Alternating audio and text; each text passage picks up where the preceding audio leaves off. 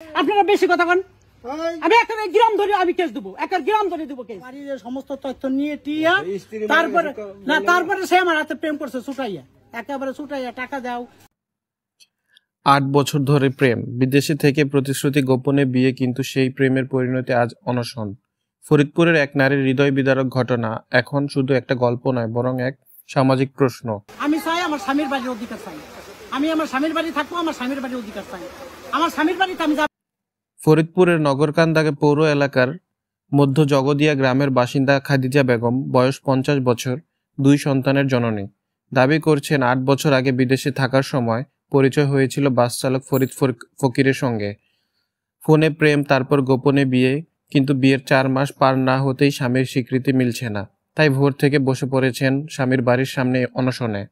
মেয়ের সাথে কথা বলতো সে, তখন এই মেয়ের আমি মনে করেন 4টে মেয়ে আমরা একসাথে ঘর ভাড়া থাকি, তাহলে হলো সেই মেয়ের সাথে হলো ওর পরিচয় হলে পরে এই মেয়ের কাছ থেকে নাম্বার নিয়ে ও ডাইরেক্ট আমার বাড়ি গেছে, আমার বাড়ি যে খোঁজ খবর নিয়ে আইছে সত্যি আমার ছেলেপেলে আছে বা স্বামী টামি আছে কি আছে না আছে, ও ডাইরেক্ট আমার বাড়ি যে খোঁজ খবর নিয়ে আইছে সাইরা ও আমার সাথে জড়িত হয়েছে। প্রথমে আমার গালাগালি দিতাম, এই আমার কল দিসকে তুই, আমার জানি যে ওই মেয়ের সাথে কথা কয়, তখন এই মেয়ে মানে এই মেয়ের আর এই মেয়ের হাতে কথা কয় নাই, পরে ওই যে আমার সাথে জড়িত হয়েছে, বুঝছেন?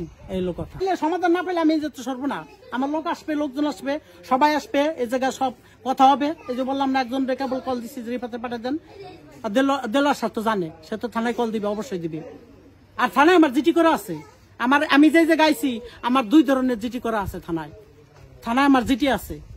আর পুলিশও বলছে যে আপনার জিটি করা। খাদিজা বেগম বলেছেন, আমি আমার স্বামীর বাড়িতে অধিকার চাই, আমি ঠকিনি, ঠকানো হয়েছে। যে আমার 8 বছর প্রেম করলো, বিয়ে করলো, আছে আমার চেনা না। তার আরো দাবি, ফরিদ বিদেশে পাঠানোর প্রতিশ্রুতি দিয়ে তার কাছ থেকে 5 লাখ টাকা নিয়েছেন। বুঝছেন, জানে যে আমার 5টা মেয়ে, ওরা আমি বলছি দেখ আমার স্বামী আছে, আমি তার বাইতে আছি, এ মরে নাই, ওর বউ মরে না, 5টা মেয়ে নিয়ে আমি অনেক কষ্টে আছি, ওর জ্বালা আমার সংসার ডালা ধ্বংস হয়ে যাবা লাগছে। ও আমার স্বামীরে যতটুকু মানে লোভ দেখাবা ততটুকু লোভ দেখাইয়ে ওলো বিয়ে বইছে, বুঝছেন? কে কি চাই, ঘরের 5টা মেয়ে ছেলে খেলাইছে, আর একজনের পিস দেওয়া ওলো লোভ দেখাইছে।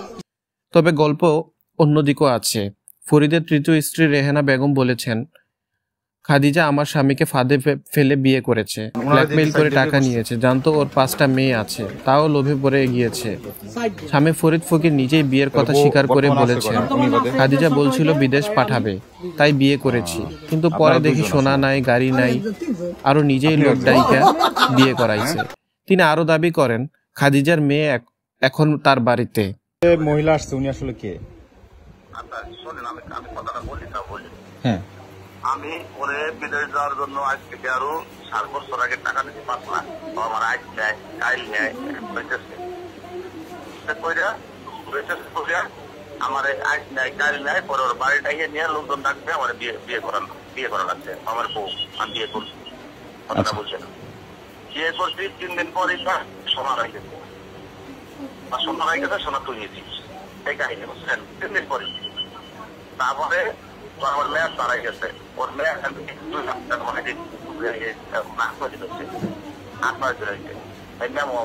এলাকায় চলছে নানা মতভেদ, কেউ বলছে প্রেমের ফাঁদে ফাঁসানো, আবার কেউ বলছে পুরোটাই পরিকল্পিত প্রতারণা।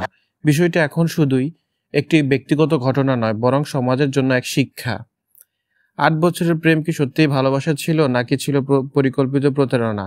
একজন নারী যখন সম্মানের দাবি নিয়ে পথে বসে, তখন সমাজ কি শিক্ষা নেয়? আপনার মতামত কি? কমেন্টে জানান।